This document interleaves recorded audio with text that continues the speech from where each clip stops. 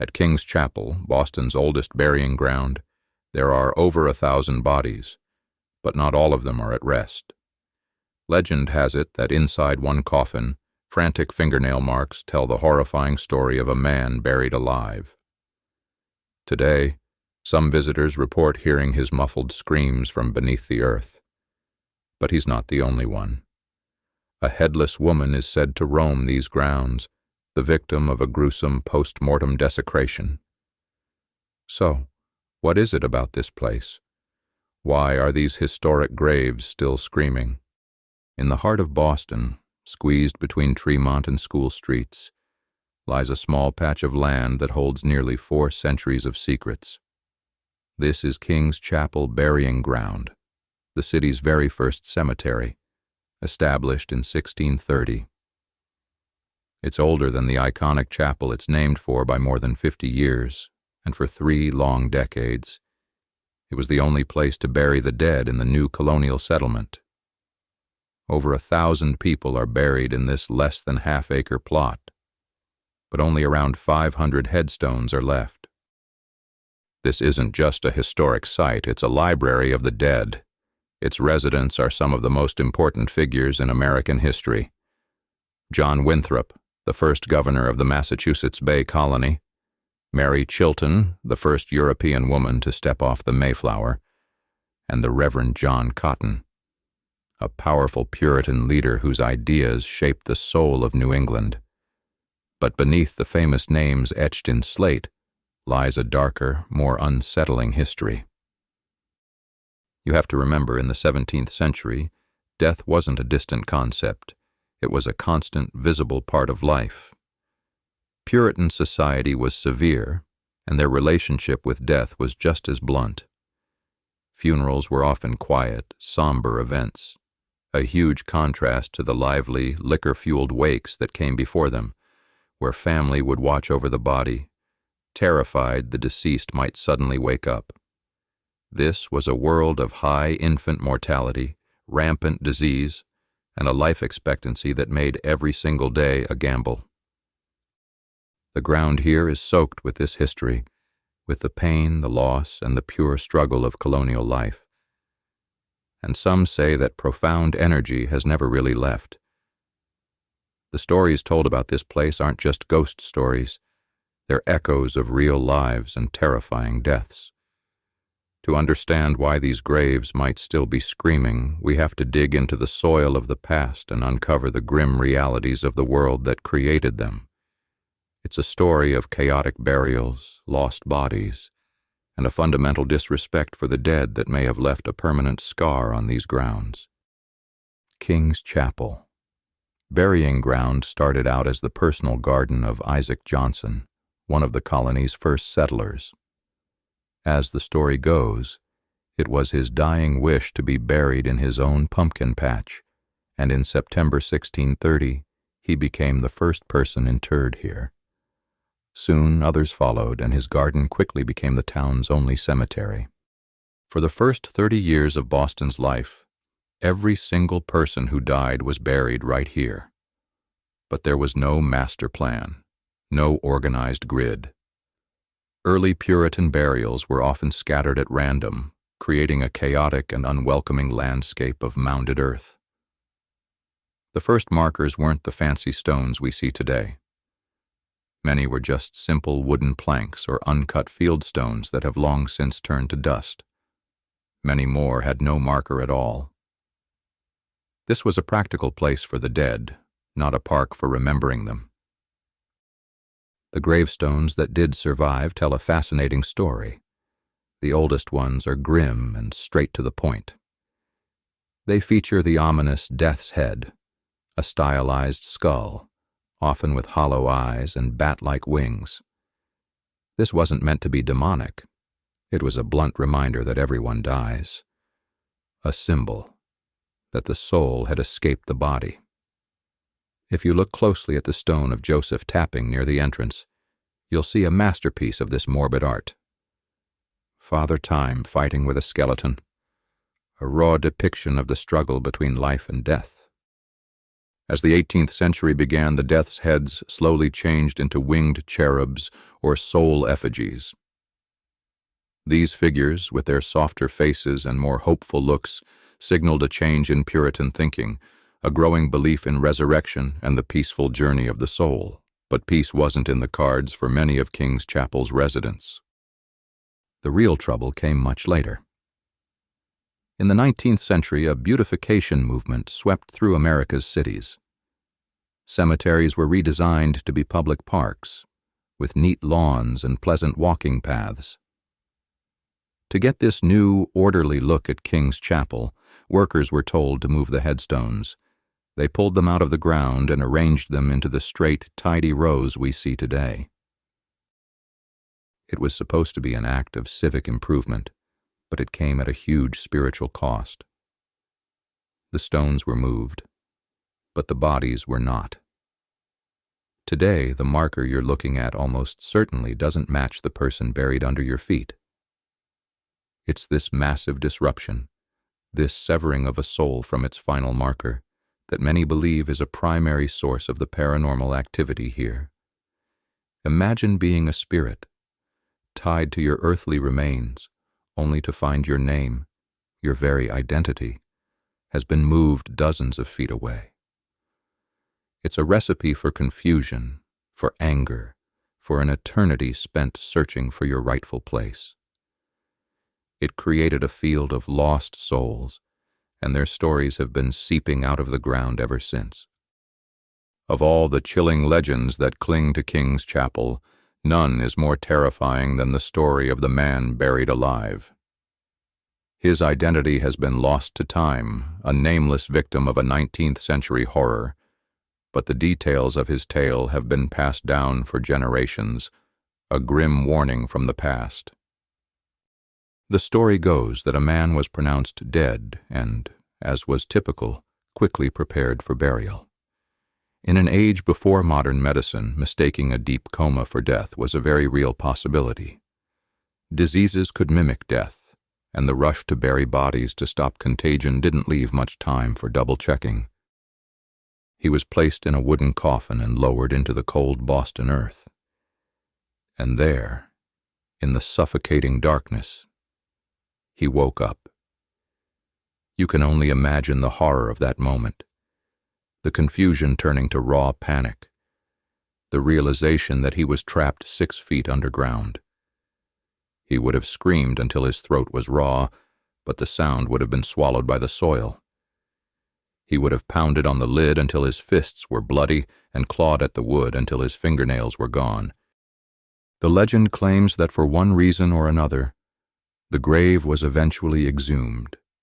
When the coffin was opened, the horror was confirmed. The inside of the lid was shredded and marked with blood. The man's body was twisted, his face a frozen mask of terror. He was truly dead by then, but it was clear his death had not been peaceful. He had died from asphyxiation, in a desperate, hopeless struggle for his life. Now, while this specific story is a local legend, it is rooted in a very real and widespread fear from that time, taphophobia. The fear of being buried alive was so common in the 18th and 19th centuries that it led to the invention of safety coffins, bizarre contraptions fitted with bells, breathing tubes, and escape hatches, all designed to give someone a chance to signal for help. An 1896 article in the Chicago Tribune even acknowledged cases where exhumed coffins showed clear signs of a struggle inside, proving these fears were not just fantasy. This historical terror is what gives the legend its power, and it's directly tied to the paranormal claims at King's Chapel today. Visitors, especially near the back of the cemetery, report hearing strange sounds rising from the ground. Faint scratching, muffled pounding, and even disembodied screams. People describe a sudden, overwhelming feeling of claustrophobia and panic, as if they're tuning into a psychic echo of the man's final, horrifying moments. His body is long gone, but his desperate, screaming energy seems to be permanently imprinted on the land. The story of the man buried alive is one of the most terrifying accounts from King's Chapel, But he isn't the only soul who refuses to rest. Before we uncover the story of the headless woman who roams these grounds, make sure you subscribe and hit that notification bell so you don't miss our next investigation into history's darkest secrets. While the screams of one man may echo from below, another spirit is said to walk visibly among the tombstones. Her tragic story is a testament to the casual cruelty of the past. She is known simply as the Headless Woman. According to the legend, she was a woman who died in the 18th or 19th century. When it was time for her burial, the carpenter building her coffin made a grim mistake. He built it too short. Rather than admit his error and make a new one, he chose a gruesome, unthinkable solution. To make the body fit, he severed the woman's head and placed it between her legs inside the coffin before nailing it shut. It was an act of profound desecration, a violation that has allegedly trapped her spirit in the graveyard for centuries. Witnesses have reported seeing the apparition of a woman wandering aimlessly through the cemetery, seemingly searching, forever searching, for the part of her that was so cruelly taken. Her presence is often accompanied by a deep feeling of sadness and injustice, a chilling reminder of the disrespect she was shown in death. Another famous, though much more legendary spirit, is that of Captain William Kidd. Kidd was a privateer hired to hunt pirates, but he was later accused of becoming one himself. Historical records are clear that he was captured in Boston, sent to England, and hanged in 1701. But legend insists his body was returned to Boston and buried somewhere in King's Chapel burying ground. His ghost is said to be an aggressive one, pacing angrily among the graves, still cursing the crown for its betrayal. Visitors have claimed to hear his disembodied voice muttering curses or to feel a sudden hostile presence, as if they've trespassed on his land. These are just the most famous spirits here. For decades, paranormal investigators and casual visitors have documented a wide range of strange phenomena. Orbs and odd flashes of light frequently appear in photographs. Shadow figures are seen darting behind tombs from the corner of your eye. People report sudden dramatic drops in temperature, even on hot summer days. Others have felt the unmistakable sensation of being touched, grabbed, or even pushed by something they can't see. Then there is the grave of Elizabeth Payne, who died in 1704. While not directly tied to a specific ghost story, her headstone is a source of intense fascination. A coat of arms carved into the slate looks remarkably like the letter A, which has led many to believe it inspired Nathaniel Hawthorne's famous novel, The Scarlet Letter.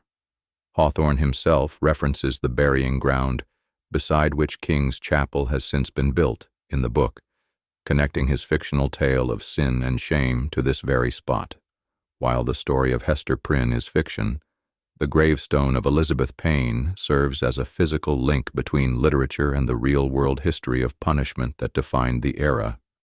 Today, King's Chapel burying ground isn't just a stop on Boston's Freedom Trail. It's a living laboratory for the paranormal. By day, it's full of tourists reading the old inscriptions. But as dusk falls, the atmosphere changes, and the ghost hunters arrive. Dozens of guided ghost tours make this a main stop, sharing the chilling legends with visitors hoping for their own supernatural encounter.